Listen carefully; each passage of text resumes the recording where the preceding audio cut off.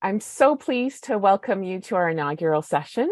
I'm Dr. Jennifer Bombush, and I'm a professor at the School of Nursing at the University of British Columbia. Today, I'm joining from the traditional lands of the Musqueam, Squamish, and Tsleil-Waututh peoples. And I invite all of you to share where you are joining from today, if you'd like to do that in the chat or the Q&A. The idea for this group began on Twitter. And one of the things that has happened during the pandemic is it's given us more ways to communicate virtually. And it's also broken down some of our geographic silos that we tend to operate in. And so back on December 1st, 2022, Dr. Meher Al-Masri posted, "I so much miss having research methods and biostatistics discussions. Just had a quick one to answer a question from a colleague, and it felt so refreshing." And to this, Nazila, Vicky, and I responded, let's do it some more and maybe have a session like this in order to create a space in Canada for lively and innovative discussions about nursing research methodologies and research methods. And I'm also so pleased that Dr. Susan Jack has also joined our coordinating group, and we intend to continue these sessions going forward. So at some point during the next hour, Dr. Vicky Bungie will post into the chat or into the Q&A a brief Qualtrics survey in case you'd like to sign up for our email distribution list, because we'd like to stay in touch with everyone, not just through social media, but be able to let you know when we have our next session. And also throughout the talk today, please post any comments or questions in the Q&A, and we'll get to as many of them as we can as time allows. And now I'm going to pass the baton over to Dr. El-Masri to introduce our distinguished speaker. Thank you. Thank you very much, Jennifer. And hello, everyone. I just want to take a second to open my notes here.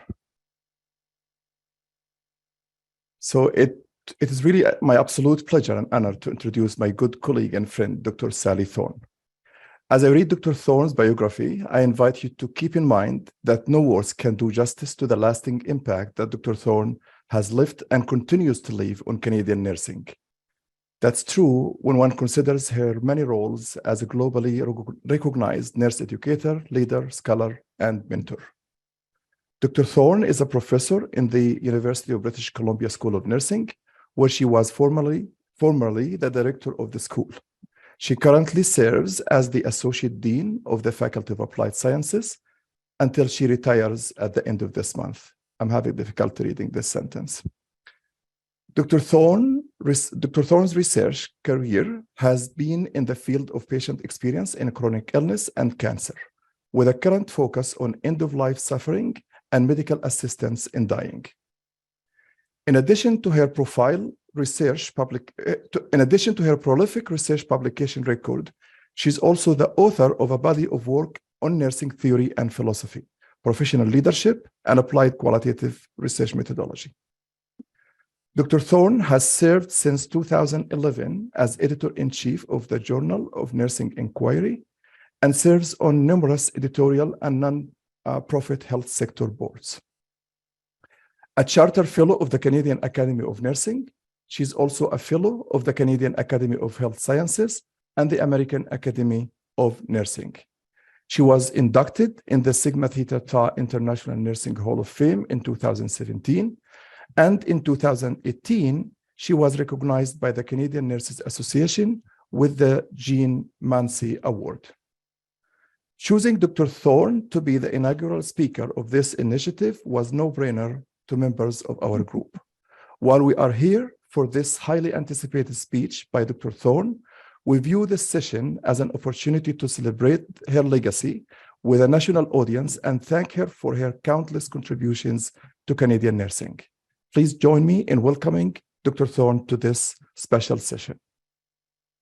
Well, thank you, Meher and Jennifer, for those incredibly generous opening remarks, and for the whole coordinating committee for this incredible opportunity to share my thoughts. Here I am on the brink, three weeks from retirement. I will not be stopping working, just so you know. I'm stopping taking a salary and I'm transitioning my titles, but obviously my enthusiasm for this kind of work is not going to go away. I'm very keen. I'm going to share my screen now. I'm very keen to talk to you today about some ideas that I find really fascinating and compelling. I hope you will too. And I do get enthusiastic and talk fairly quickly, but partly that's in the hopes that there will be actual time for sharing as well. So I too wanted to just begin by acknowledging that, like Jennifer, I am a settler here on the lands of the Coast Salish people, in particular the Musqueam, Squamish, and Tsleil-Waututh.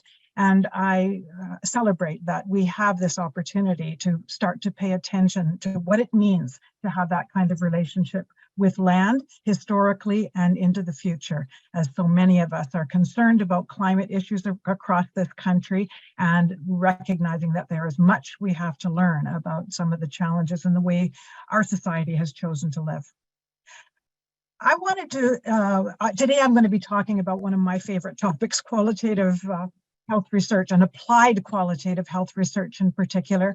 And you will hear that I will be rendering an opinion that my own kind of thinking about this, but I hope that my thoughts will have application across methodological traditions for anyone who's in the applied and practice disciplines. I'm obviously a nurse, nurse to the core, and you will definitely hear that nursing thrust through it. But I've been working for a surprising amount of time on qualitative methods, and find that I am still very excited about them. So a few words of historical tradition just to locate what qualitative research has to do with this discipline that I love.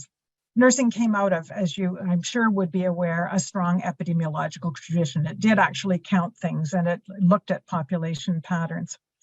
And up until the 1980s, when nursing first began thinking of itself as actually doing nursing research in about 1950, when the first research journal came about and the first publications that called themselves nursing research started to be published.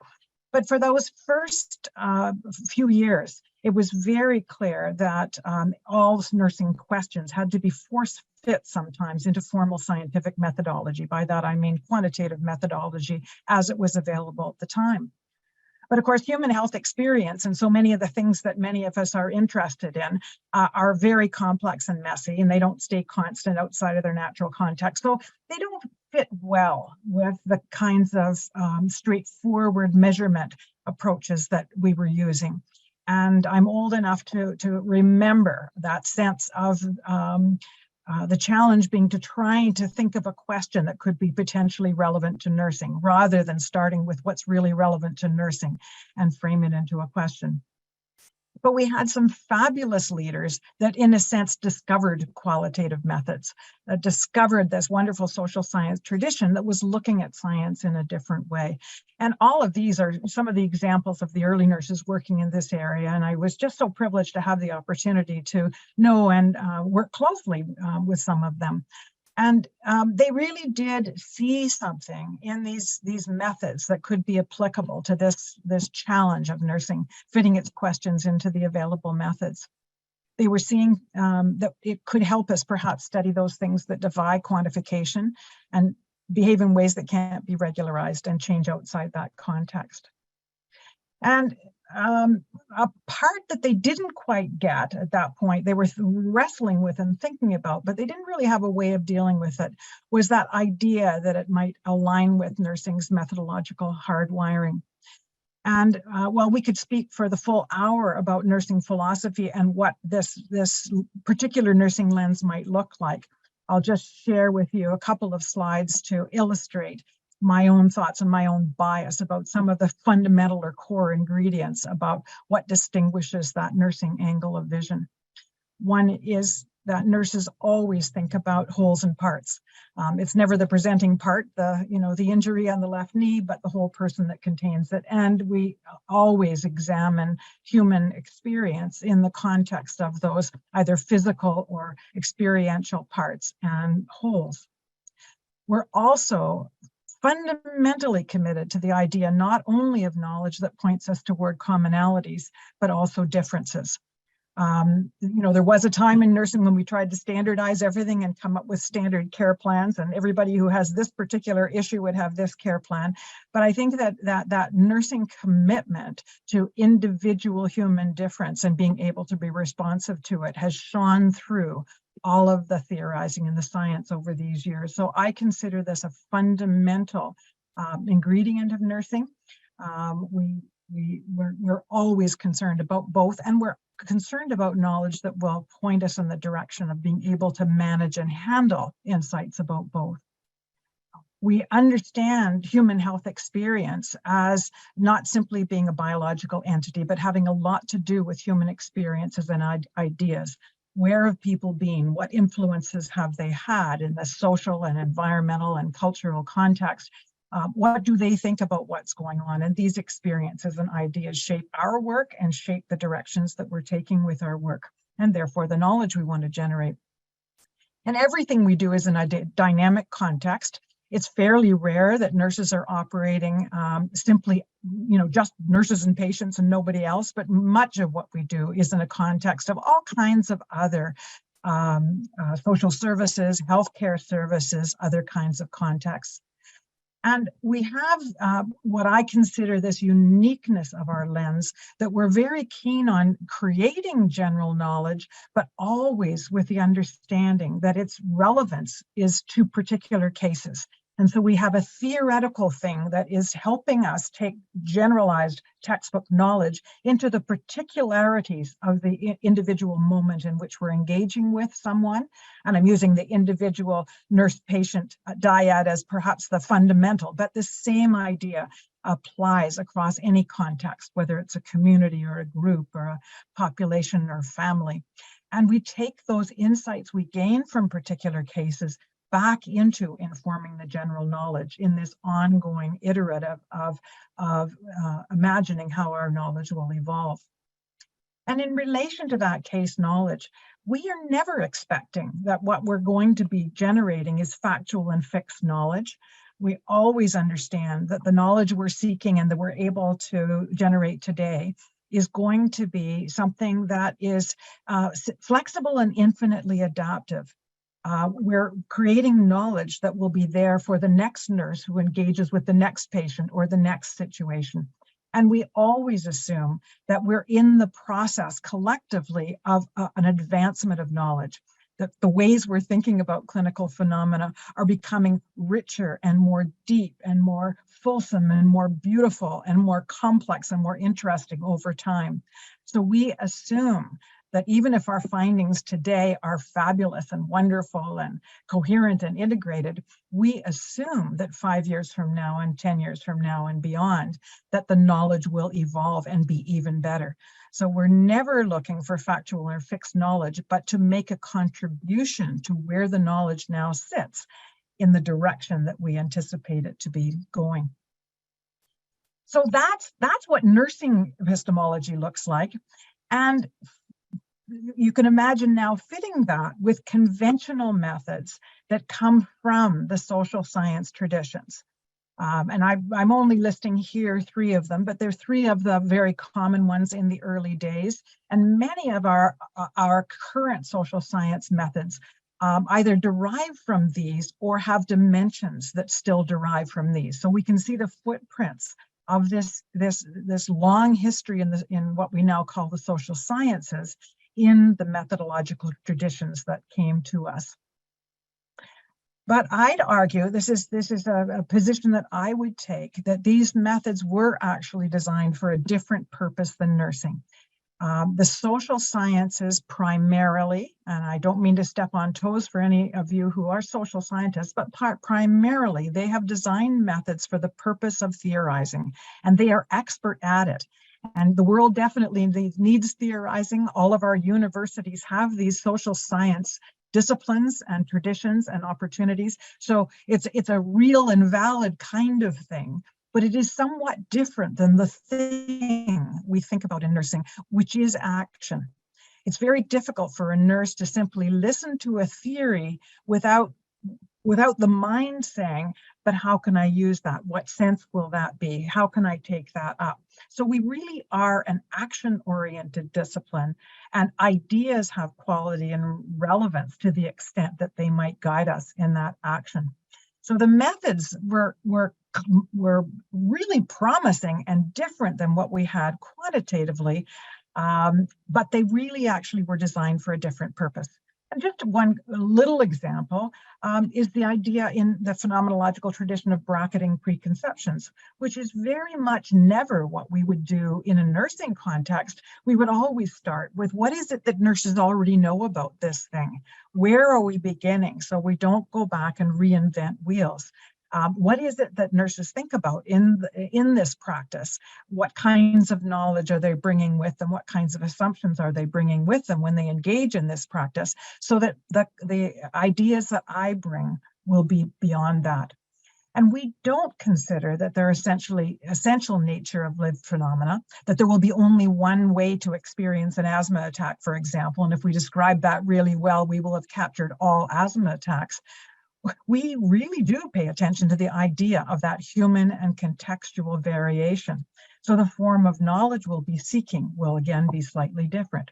And here's an example. You're familiar with the classic phenomenological research question: what is the lived experience of? And then fill in the blank. And that question, while it sounds familiar, and we've all read many, many studies that use that, that question syntactically is suggesting that there may be a unitary experience, and that that's what the purpose of research is. And that, I would put that in contrast with the kinds of questions that we in the applied world are trying to be asking now. Questions more like, what can be learned from the experiences of, and fill in the blank. So that does not hold a presumption that there will be a unitary experience. It holds the assumption that by digging deep into this, there may be insights that are relevant to the field of practice, which obviously implies that we understand that field of practice. So essentially, the problem was that nursing's core social contract and its core values and its epistemological uniqueness really set it up in an awkward relationship when it tried to take up conventional social sciences, methodological rules and traditions to develop knowledge. And this disjuncture really created a lot of methodological muddles and problematic uses of language and concepts that have remained within the structure of so much of what we read qualitatively, and have created confusing messages. The thing that just gets me so excited is being able to begin to detect those, to see what the implications might be, and to challenge them. So we did, in the early years, really develop a whole body of small studies that showed a confusion over the role of theory, overuse of metaphor. They either had too much or too little generalization. They would say the results of this small qualitative study aren't generalizable beyond the sample that I studied, in which case one might ask, why did you bother? Because no one else is going to ever have that same sample. Or they might make the opposite logical derivative to conclude that I've interviewed 6 people and therefore we now ought to change public health policy in Canada. So they'd extrapolate far too much, or deny any generalization at all. And of course, why would we do research if we didn't feel that there were insights that could be taken back to the field? We need to really get that clear. So in the early days, a lot of these methodological problems set us up. Despite our very good intentions, we were creating knowledge products and publishing knowledge products that didn't really meet nursing's knowledge needs. And that's what got me so interested in the idea of a kind of emancipating us from the social science tradition. And in typical shameless nursing style, nurses will borrow a technique that comes from any discipline, no matter who thought it up, if it seems to have relevance and application in our practice. And so similarly, in qualitative research, those of us working in the applied world would say that there's a wonderful world of technique out there that has been developed in the social sciences, but the problem comes about when we feel we need to take with it the social science theoretical baggage.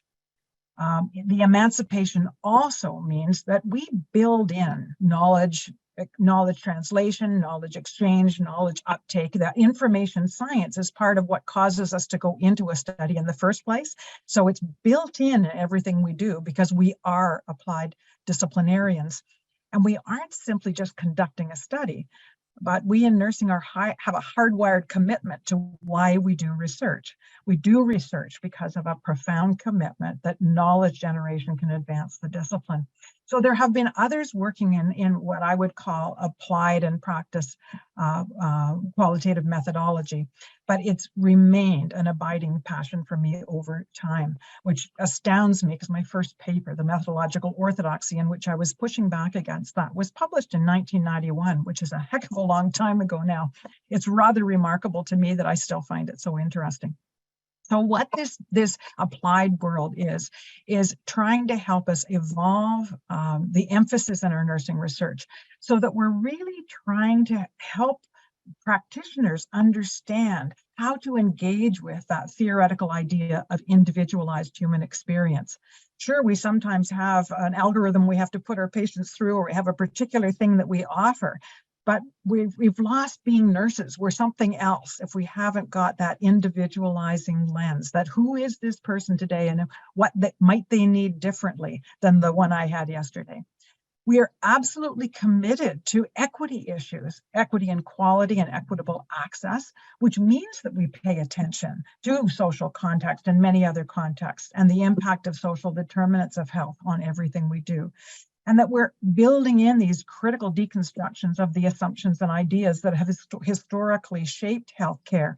We're taking that awareness into our ability to say, what is the best I ought to be doing for this person or group or family or community that I'm dealing with today?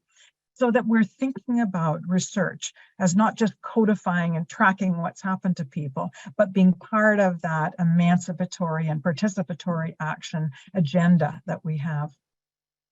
And we're also not simply doing research in the academy, but feeling the obligation to be engaging with our clinical and knowledge leadership systems while we're doing the research. We need to be reflecting on the meaning of evidence in the context of this complexity and what policy processes are going on and who knows about them. And we need to develop some sophistication about them so that we can live and act these core values of our profession, and we can engage with our professional community in such a way as to work with that community to develop ideas and strategies.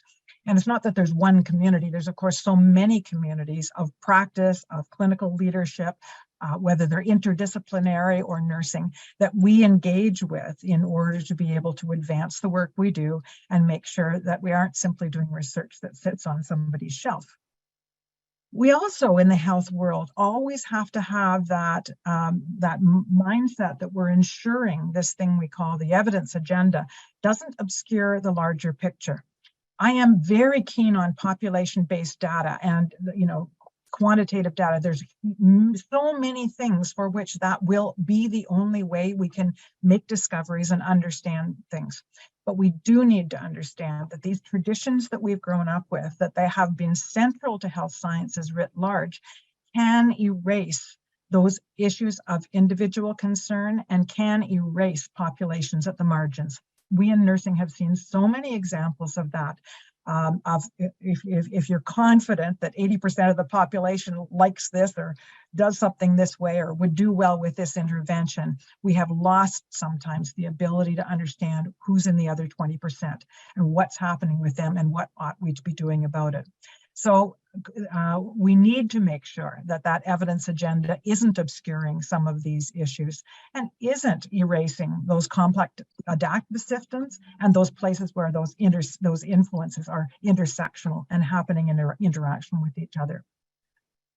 So the vision we would all have is not to erase evidence. Evidence is, of course, important, but we think about evidence-informed practice, and that would always mean what is it out there that can be discovered factually, like the population data and clinical trials and that sort of thing. What is out there that helps us understand how to apply the knowledge that we have within our leadership systems, these application wisdoms. And the qualitative science is playing a very important role in capturing and documenting experience, interpretations, the views of those on the receiving end of care, and helping us interpret those variations and variants within the evidence-informed agenda. So given that as the backdrop, that's the problem statement. And I want to spend the rest of my time with you talking about what I see as applied and practice qualitative research. And to begin that, I'll just mention a few of what I think are those pitfalls of the conventional qualitative methodologies that we would all want to be looking out for and be mindful of.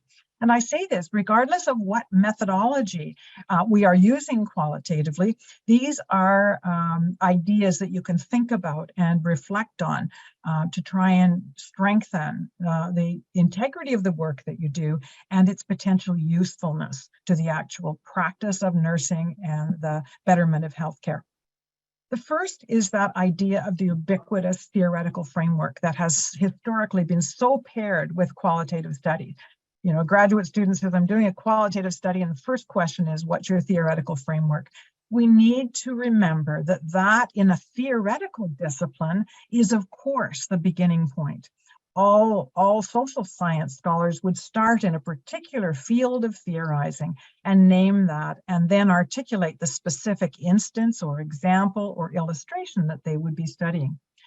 In our field, the naming of a singular theoretical framework can be highly problematic, though.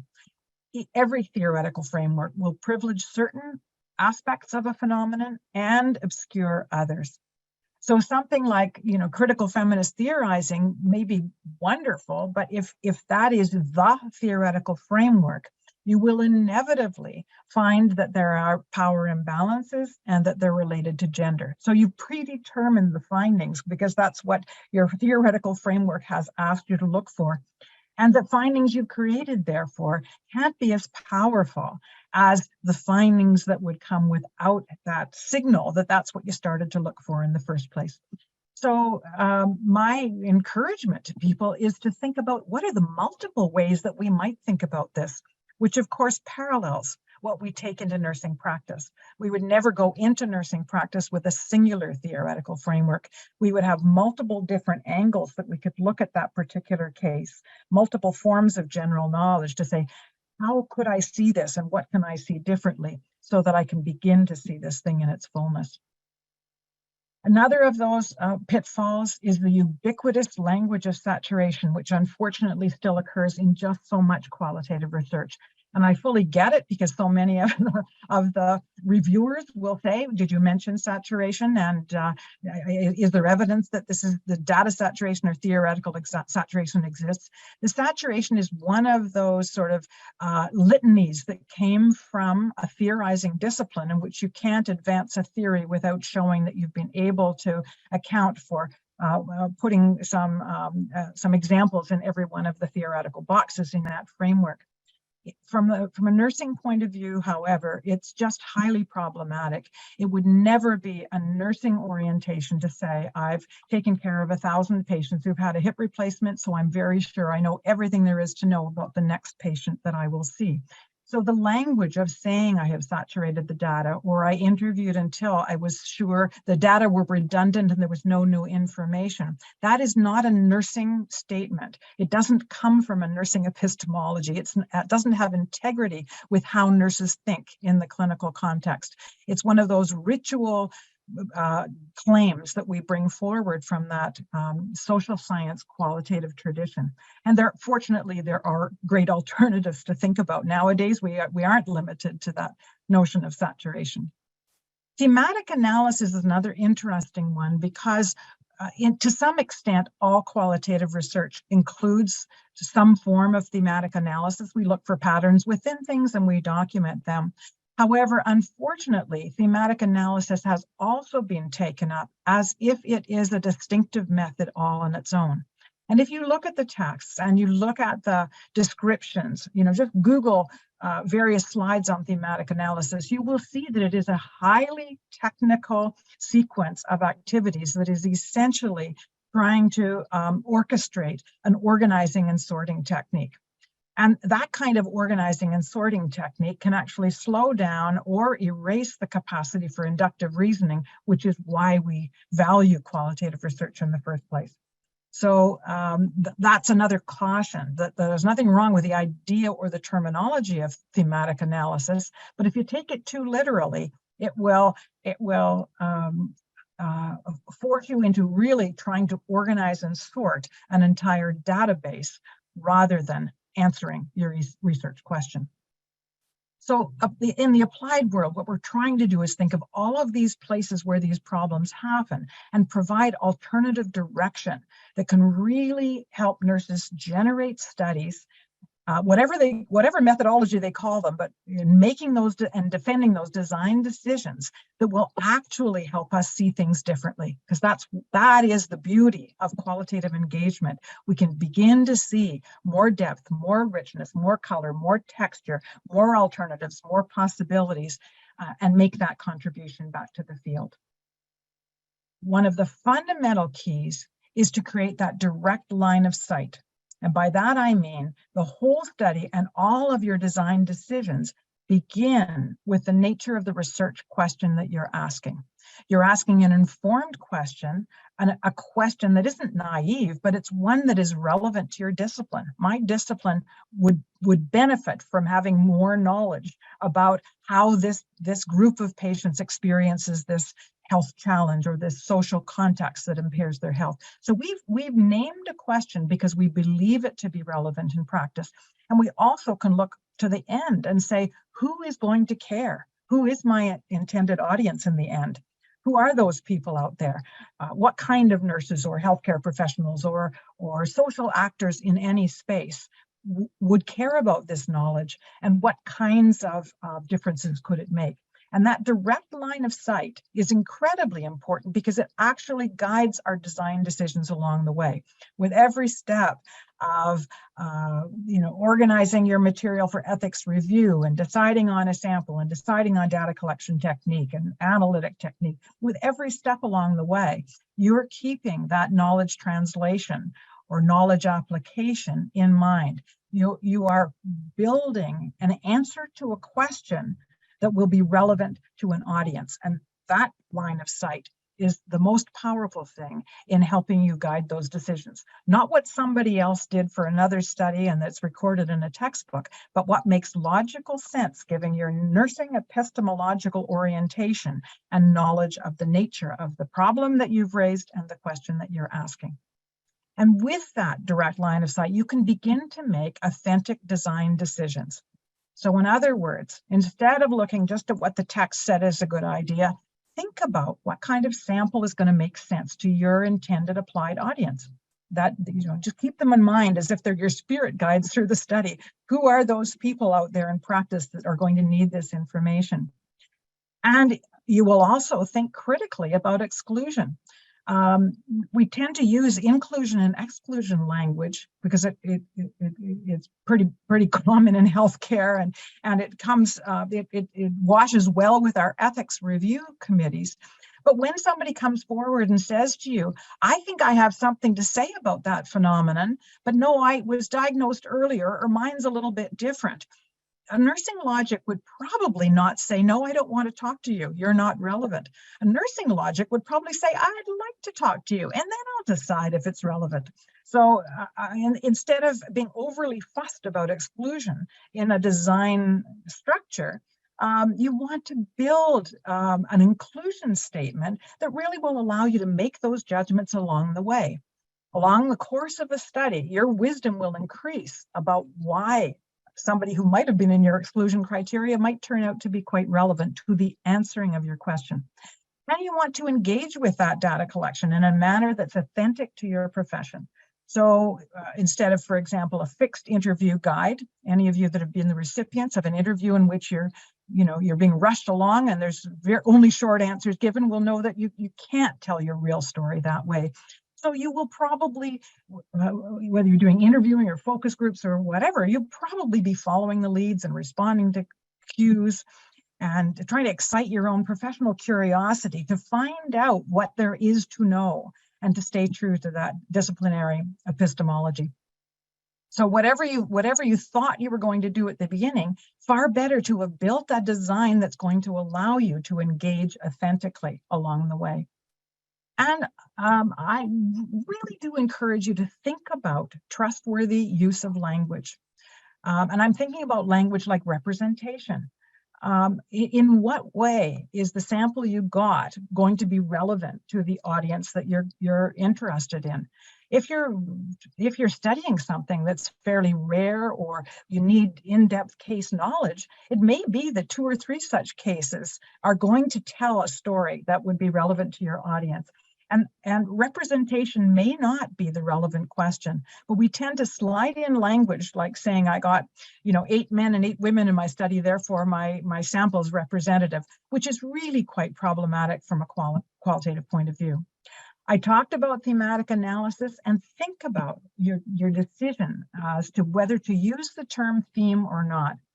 Theme, in the way it was taken up, means something that integrates the whole. And if there is not a thought or a metaphor that integrates the whole, it may be that you're choosing to tell the story in a set of steps or in a grouping of concepts. And think about that notion of credibility. We often think about the member check as a credibility measure. Go back to somebody and say, this is what I think you said. Did you really say it? Is not any indication of credibility. We have lots of reasons to understand why someone might or might not challenge our interpretations.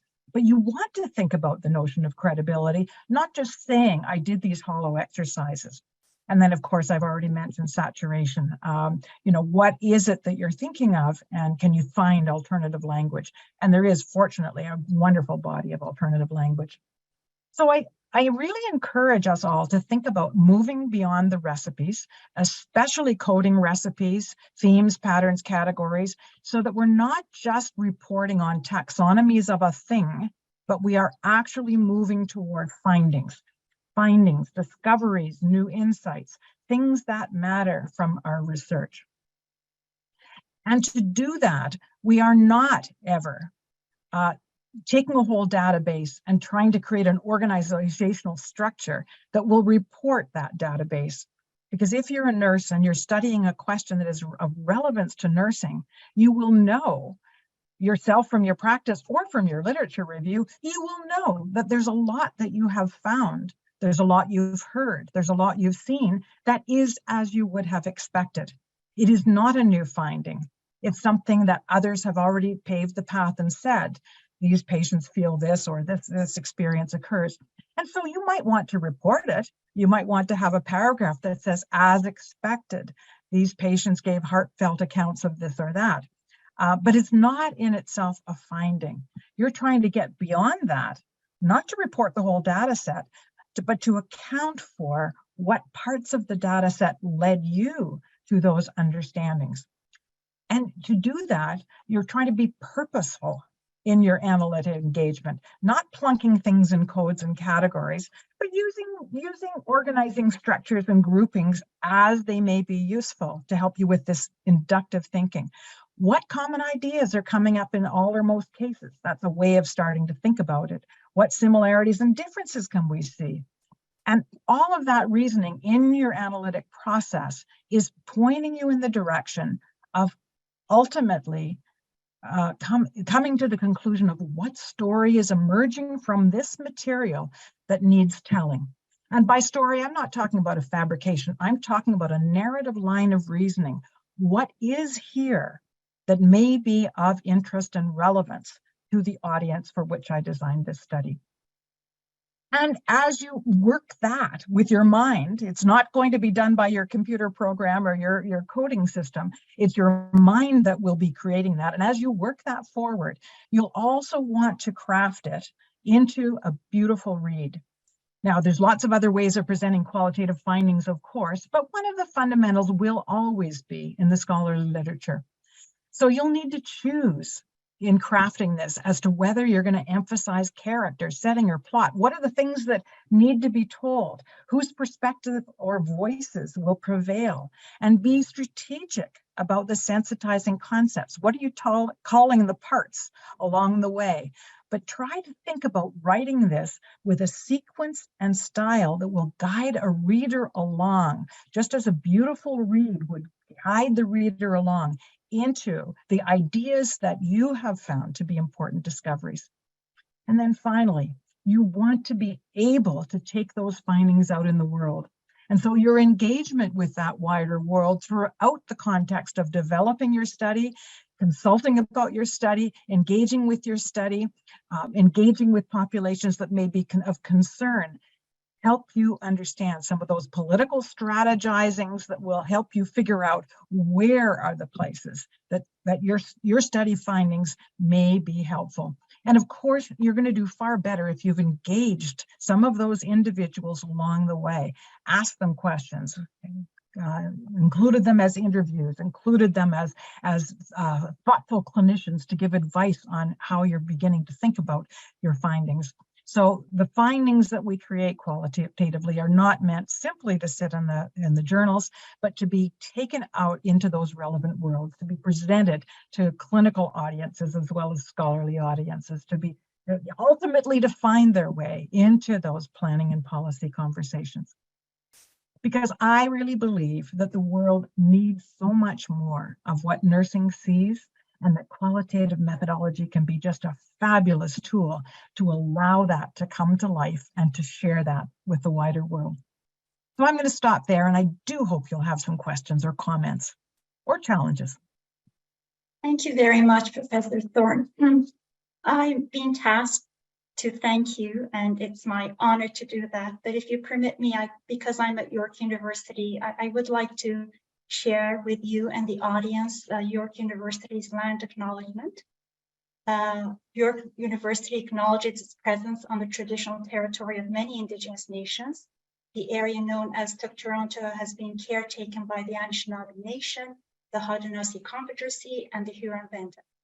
It's now home to many First Nation, Inuit, and Métis communities. We acknowledge the current treaty holders, the Mississaugas of the Credit First Nation. This territory is subject of the Dish with One Spoon Walking Belt Covenant, an agreement to peacefully share and care for the Great Lakes region. Thank you, thank you, thank you. As someone who's admired your work for a long time, has taught it to students, has applied it in my own work, has reviewed other people's work in applying your approach.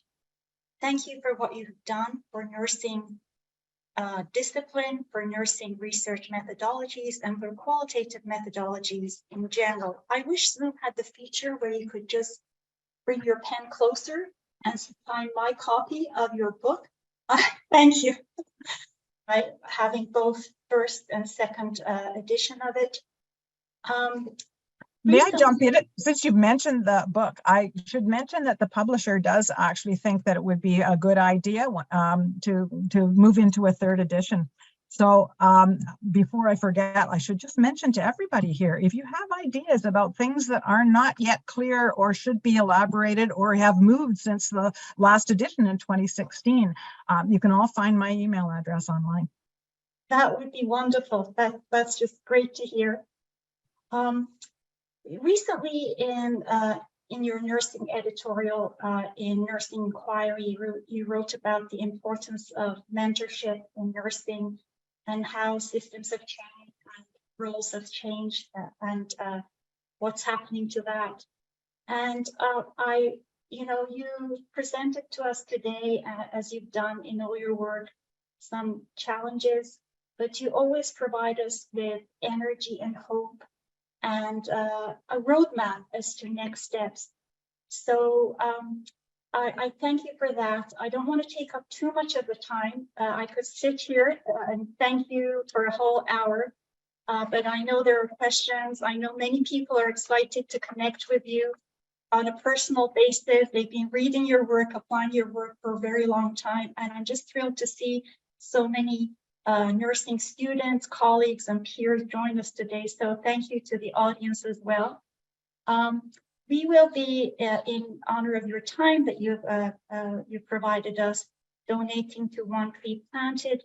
This is an NGO that plants trees across the globe, and we realize that you have a passion for the environment. So thank you very much. I'm going to hand it over to my colleague, Vicky, who will be hosting the Q&A.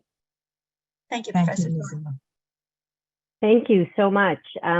Yeah, thanks, Sally. It is always such a wonderful pleasure to get to sit and listen and have so much clarity when we all get caught up in these things that we're trying to do in the institution. So we do have a few questions. So I'm going to read them out, and for the people, some people have anonymous, some people have names. So if you have questions specific, we can invite people to add more into the question box. So our first question is, would there be a suggestion for an inclusive exclusion sentence?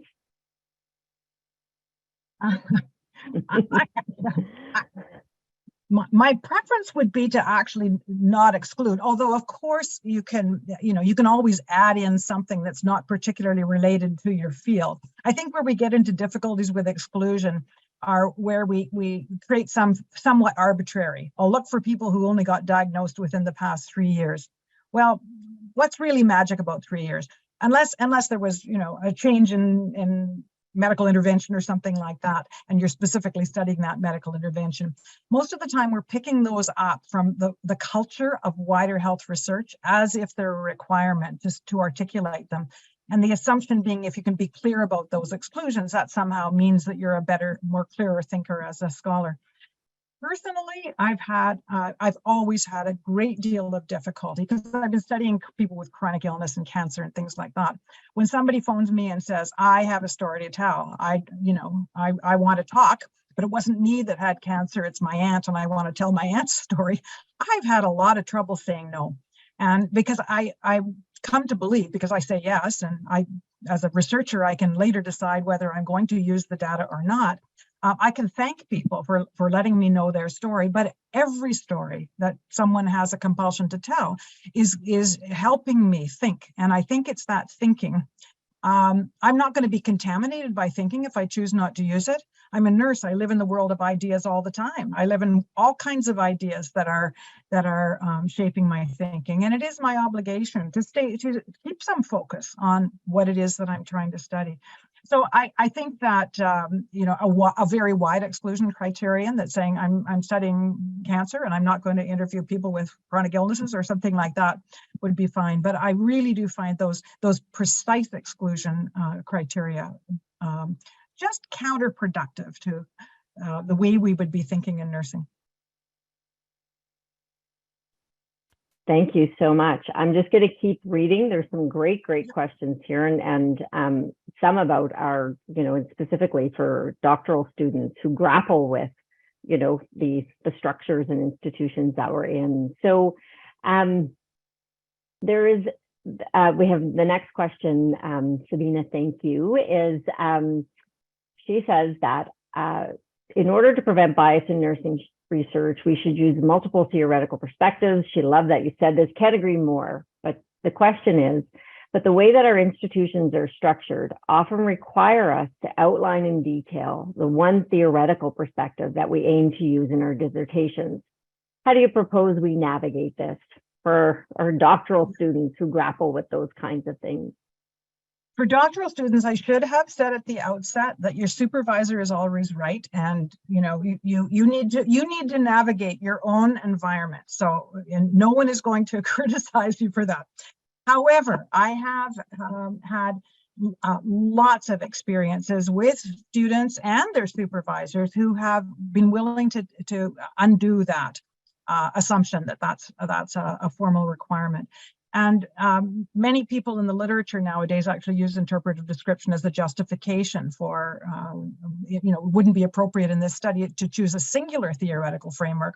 However, these 2 or 3 ideas are ideas that I see as potentially relevant, and other nurses or other scholars in these fields have found them useful. I think they're useful for this reason or that. So an intelligent argument about why you're not choosing a singular theoretical framework and why you're taking another approach tends to work fine with journal editors and dissertation supervisors.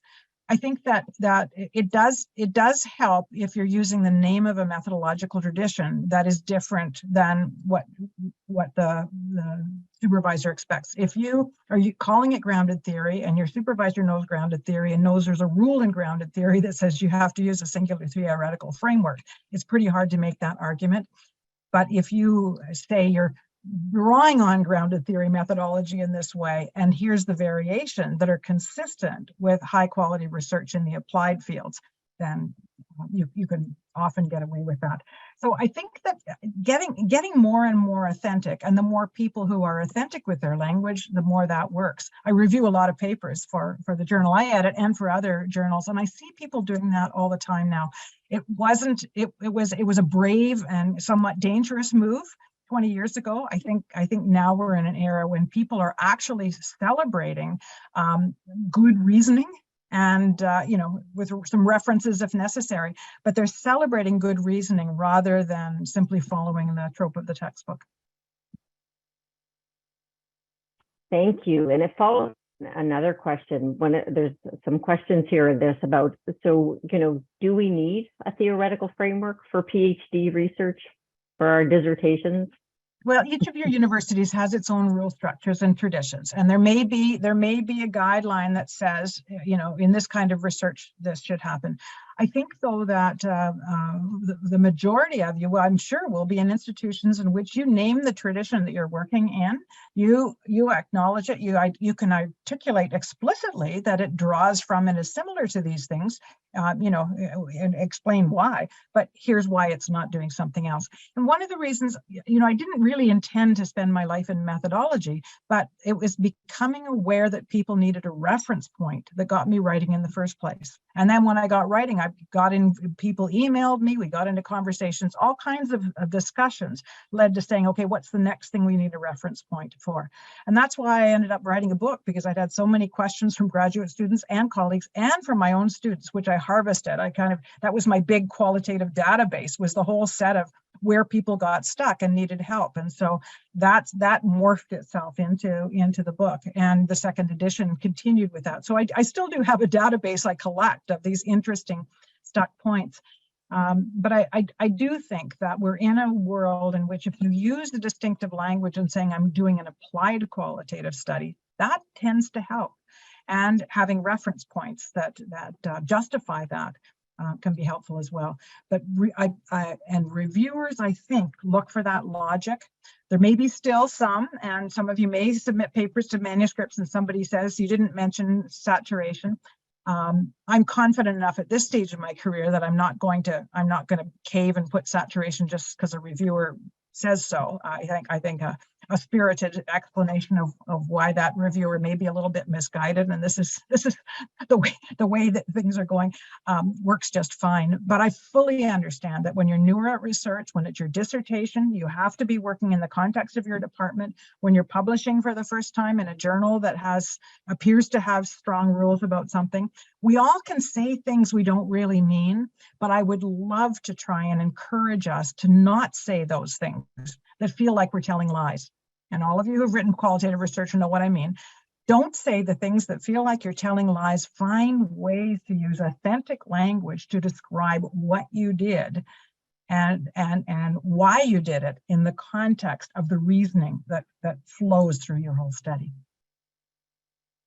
Oh, thank you for that. I think it's one of those things about when people are writing, when any of us are writing, be you new to it or not, understanding even how to engage with reviewers and engage around qualitative approaches and that sort of thing. So I think that's wonderful advice. And that piece of, we don't have to do whatever the reviewers say we have to do, but to engage with it in a meaningful and intentional kind of way. So just a couple of more questions, and there's lots here, and I'm going to apologize in advance for those that we don't get to, but please feel free to email them along. I know that Sally's more than happy to answer those kinds of things. Just building off the idea of saturation, is there a place for it? Can you touch a bit on how nurse researchers could use this idea of saturation? Is there a place kind of thing? I actually think there's a real problem, and all it is an exit clause. We've taken it up because we don't know how else to say I stopped gathering data. And the reality is, if you go back to that nursing epistemology, is there ever going to be a time in your life, in your career, and say, I know it all, I don't need to have any more intellectual curiosity? No, we're professionals. Our whole lives, we're going to continue to be interested in things, and we're going to see more dimensions and understand more possibilities as our career evolves. And research tends to be compartmentalized into projects. So we need to have a justification for stopping data collection in any study. And saturation has seemed to be that obvious exit. So people say, I interviewed until I reached saturation, or they say, I interviewed until the answers were redundant, which just upsets me so much because I can't imagine how those people are thinking as nurses. I believe that it's like they're writing somebody else's language. They're not writing the way a nurse would think. I stopped assessing patients because they all seem to like overtime. It just seems to me a bizarre and ridiculous way to think. But instead, I think that the information power that Kristi Malterud and her group published in Norway, she's a family physician and very keen on applied qualitative research as well. And just that language tends to be an alternative to say, I interviewed until I had sufficient data to be able to come to some findings with some information power. In other words, they would have some meaning for my intended audience. They take me somewhere beyond what I already knew and what I could have expected in the data. They provide me with some piece of a new insight. And that new insight may not be a fulsome discovery or a whole new theory or anything like that. Maybe a new possibility, or possibly even a new question that I would not have thought to ask until I had done this study. So it's that information power allows you to be thinking that way and to say, you know, this is a dissertation. I'm only going to be here so many years. I've only got so many resources. I was only able to interview this many, but is there something that I can generate? Is there a new thing? Is there a richer or more complex or another angle on something that I can add? And that's what you're trying to accomplish in your research. Thank you. We have time, I think, for one more, and there's a question about privilege. And so the question is, as we think about kind of privilege in our work, how would you define privilege within the context of qualitative research? And can you speak to the ways that researchers can be aware throughout the research process, how within qualitative work the power dynamics and privilege can be addressed? Oh boy, that's going to take more than a minute, as you can imagine. But there is no question that as we engage, we have privilege by virtue of having professional stature. That there's no question in my mind that opens up data to us that would not come to somebody who is not a nurse. You know, other healthcare professionals may well have some access as well. But I fundamentally believe that the concept of nurse opens people up to an assumption that this person will understand. I can talk about bodily fluids and all kinds of things that I might not mention if it was a pharmacy student or a social worker or somebody off the street. So we do have that access. In the context of qualitative research, we are delicately engaging in a form of relational practice with somebody, whether we're observing, whether we're spending time with, whether we're interviewing. And all of the rule structures that come with our professional obligations for cultural safety, for ethics, for ensuring that we aren't coercing information out of people that they hadn't intended to share. You know, the full set of them also apply. And another key place, because I can't keep, there's only so much one can say in a minute or so, but another key place is the idea of privilege with respect to the findings. Now, in many ways, many of you, I'm sure, are doing collaborative research and cooperative research with partners and sort of kind of co-creating findings. In the context of a dissertation, it is very difficult to hand over full control in a study and to say, I'm not going to finish the dissertation until you say it's ready. You know, I think most people in a dissertation do have to have some sort of control over that. And so I wouldn't suggest in those constrained contexts that you hand over control collaboratively, although many of you will find your way toward that kind of research in the course of your career, depending on the questions you're asking and the populations you're serving. So I think those are ways in which you can be sharing or handing over and stepping out of the advantages of privilege. And finally, using the privilege that you do have. Everybody who is a nurse and who is a researcher by default has privilege. We have voice, we can publish, we can speak. We have the opportunity to express things in audiences and in ways that others may not. And so it's always important to reflect on how we use that privilege and to make sure that we're doing it for good, we're using it for good. Thank you so much, Sally. And on that note, we're coming to time. And again, just on behalf of all of us here and my colleagues whose idea this was to generate all of this in terms of becoming this new group, we just want to say thank you so much for our inaugural talk here. And we're really excited to continue on. To everybody, the link to sign up for emails is in the Q&A session. And thank you for all your great questions. Keep them coming.